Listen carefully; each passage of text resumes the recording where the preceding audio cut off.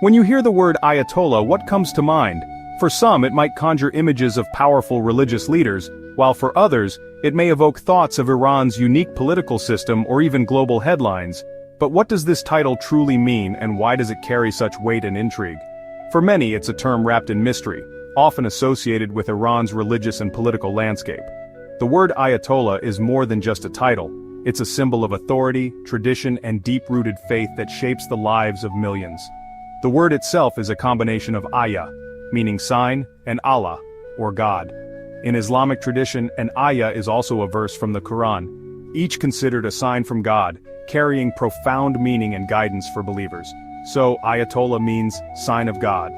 This title is not given lightly. It reflects a person seen as a living sign, someone whose knowledge and piety are considered evidence of divine wisdom. This title is reserved for the most learned Shia scholars, especially within the Twelver tradition, the dominant faith in Iran. These scholars dedicate decades to studying Islamic law, philosophy, and ethics, often becoming teachers and mentors to future generations. It's not just a name, but a recognition of deep religious knowledge and spiritual authority. To be called an Ayatollah is to be acknowledged as a master of Islamic jurisprudence and a moral guide for the community. Unlike Sunni Islam, which has a different clerical structure, the Ayatollah is unique to Shia communities. In Sunni Islam, religious authority is more decentralized, while in Shia Islam, Ayatollahs play a central role in interpreting religious law and guiding followers. For followers, an Ayatollah is a guide and a source of emulation, believed to interpret faith in the modern world. People look to them for answers on everything from daily rituals to complex ethical dilemmas, trusting their wisdom and judgment. Their pronouncements carry spiritual weight, rooted in a connection to the hidden imam, a messianic figure in Shia belief. This connection gives their guidance a sense of sacred legitimacy, linking the present to a long tradition of spiritual leadership. Understanding this title is the first step to demystifying a key aspect of Islamic culture and Iran's society. By exploring the meaning and significance of the Ayatollah, we gain insight into the spiritual and cultural forces that shape the region and its people. The title Ayatollah isn't as ancient as it seems. Its use as a high-ranking honorific only became common in the early 20th century. Before that, senior clerics were called mujtahid, experts in independent reasoning on Islamic law. As more scholars reached this level, Ayatollah emerged to distinguish the most preeminent among them, especially in seminaries like Qom. The title was a mark of respect, not a formal rank, and was popularized during times of political upheaval, like Iran's constitutional revolution. It signaled a new tier of authority, linking religious scholarship with social leadership. The seminaries of Qom and Najaf became the centers where this title gained prominence. So, while its roots are old, the Ayatollah as we know it is a product of the modern era. Becoming an Ayatollah is a lifelong journey, not a simple appointment. It starts in the teenage years at a Shia seminary, or Hawza, in places like Qom or Najaf. Students endure years of rigorous study, first mastering Arabic, logic and rhetoric, then delving into the Quran and Hadith. After a decade or more, they reach the Kharij stage, engaging in advanced debate and independent legal reasoning. Only those who excel and earn the respect of their peers become recognized as mujtahid. If their reputation grows and they attract followers, the community may begin to call them Ayatollah. There's no official ceremony, just recognition of exceptional scholarship and piety. The title is an informal honor reflecting a lifetime of dedication. It marks the transition from student to a revered sign of God. The path to becoming an Ayatollah is deeply rooted in the traditions of Twelver Shia Islam, a journey that begins with years of rigorous study and spiritual discipline. Aspiring scholars often enter seminaries at a young age, dedicating themselves to a life of learning and service. The curriculum is carefully designed to prepare these students as future representatives of the hidden imam, instilling in them a sense of responsibility and devotion to their faith and community. At the heart of their education lies the discipline of fiqh, or Islamic jurisprudence, which forms the foundation of their scholarly pursuits. Through the study of fiqh, scholars learn to address practical and ethical questions, providing guidance to their followers on matters both mundane and profound. In addition, they master usul al-fiqh, the methodology behind legal reasoning, which teaches them how to analyze, interpret, and apply the principles of Islamic law. This involves learning to interpret and authenticate religious texts, ensuring that their rulings are both accurate and relevant to contemporary issues.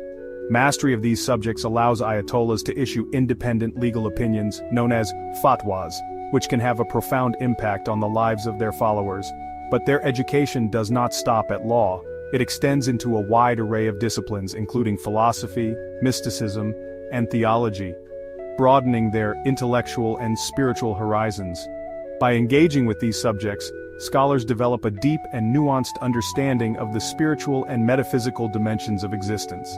They study the works of great thinkers like Avicenna and Rumi, delving into questions about the nature of reality, the soul, and the purpose of life. This exploration encourages critical thinking and self-reflection, essential qualities for those who will guide others on their spiritual journeys. This holistic approach ensures that Ayatollahs are not only legal experts but also compassionate spiritual guides, capable of offering wisdom and support in all aspects of life. The result is a leader uniquely equipped to address both the legal and existential needs of their community, serving as a source of knowledge, inspiration, and guidance for generations to come.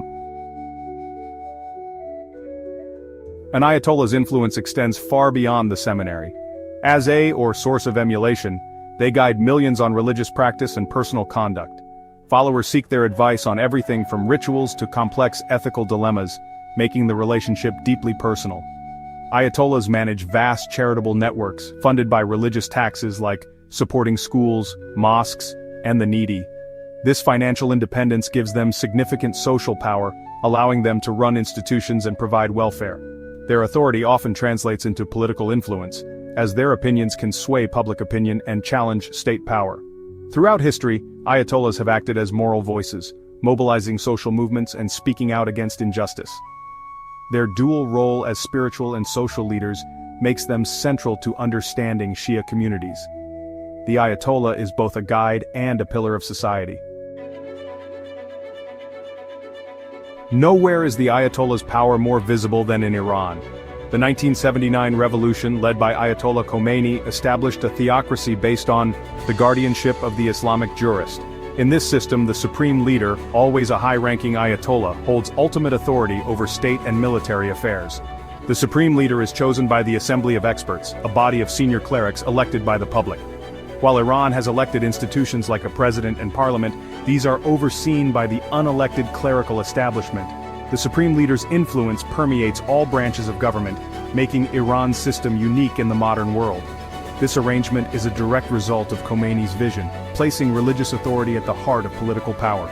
It's a bold experiment that forever changed the relationship between faith and state in the Middle East. To truly grasp the Ayatollah's impact on society, it's essential to look at the lives and legacies of those who have held this influential title. Each Ayatollah's journey reveals a unique blend of religious scholarship, political involvement, and personal conviction that has shaped the course of history in Iran and beyond. Ruhollah Khomeini stands out as a defining figure. He led the 1979 revolution, toppling Iran's monarchy and founding the Islamic Republic. His vision and charisma mobilized millions, forever altering the nation's political and religious landscape. For some, Khomeini was a liberator who gave voice to the oppressed. For others, he became a symbol of authoritarian rule, ushering in strict religious governance and silencing dissent. Yet his transformation of the Ayatollah's role, from a scholarly religious authority to a powerful political leader, is undeniable. He redefined what it meant to be an Ayatollah in the modern era. After Khomeini's death, Ali Khamenei rose to the position of supreme leader. He consolidated power, navigated Iran through decades of internal and external turmoil, and maintained the Islamic Republic's ideological direction. But not all Ayatollahs are political figures. Many dedicate their lives to religious scholarship, teaching, and guiding their communities in matters of faith and ethics. In Najaf, Iraq, Grand Ayatollah Ali al-Sistani is revered for his spiritual leadership and his advocacy of quietism, an approach that keeps clerics out of direct political power, focusing instead on moral and spiritual guidance. Sistani's influence has been crucial in stabilizing Iraq during times of crisis, showing the world a different model of religious authority, one rooted in peace, restraint, and community support. These figures illustrate the remarkable diversity within the ranks of Ayatollahs. Each brings their own philosophy, priorities, and methods to their role. Some Ayatollahs reshape entire nations through political action, while others focus on spiritual guidance, education, and the preservation of tradition. Their approaches may vary widely, but each leaves a lasting mark on their communities and in many cases on the world stage. The Ayatollah is not a monolith, but a spectrum of leadership and thought, shaped by history, culture, and the ever-changing needs of their people. The daily life of an Ayatollah is a disciplined blend of scholarship, worship, and public service. The day begins before dawn with prayer and Quranic recitation, setting a spiritual tone. Mornings are devoted to teaching advanced students and engaging in scholarly debate.